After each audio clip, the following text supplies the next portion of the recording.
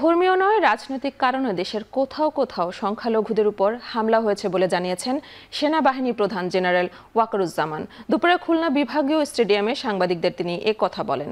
এ সময় প্রতিটি হামলার তদন্ত করে বিচার করা হবে বলেও জানান তিনি। এর আগে খুলনা বিভাগীয় কমিশনার, ডিআইজি পুলিশ কমিশনার ও জেলা প্রশাসক সহ আইন শৃঙ্খলা রক্ষা বাহিনীর ঊর্ধ্বতন কর্মকর্তাদের সাথে বৈঠক করেন সেনাপ্রধান। বৈঠকে খুলনা বিভাগের 12টি জেলার আইন শৃঙ্খলা পরিস্থিতি স্বাভাবিক বলে উল্লেখ করা হয়। একই সঙ্গে পুলিশের স্বাভাবিক কার্যক্রম শুরু হলে সেনাবাহিনী ব্যারাকে ফিরে যাবে বলেও জানান সেনাপ্রধান ওয়াকারুজ্জামান। এ সময় দেশের রাজনৈতিক দলগুলোকে অন্তর্বর্তী সরকারকে সহযোগিতার আহ্বান জানান তিনি।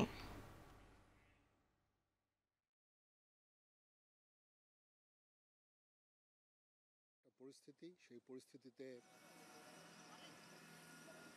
মাইনরিটি একটা ইস্যু ছিল, মাইনরিটির ব্যাপারে। তো আমার কাছে সমস্ত রিপোর্ট আমি স্টাডি করে দেখলাম যে সারা বাংলাদেশে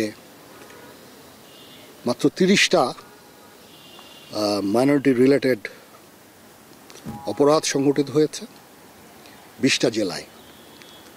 এর মধ্যে অধিকাংশই হচ্ছে যে লুটপাট, মন্দিরে অগ্নিসংযোগ ইত্যাদি। আর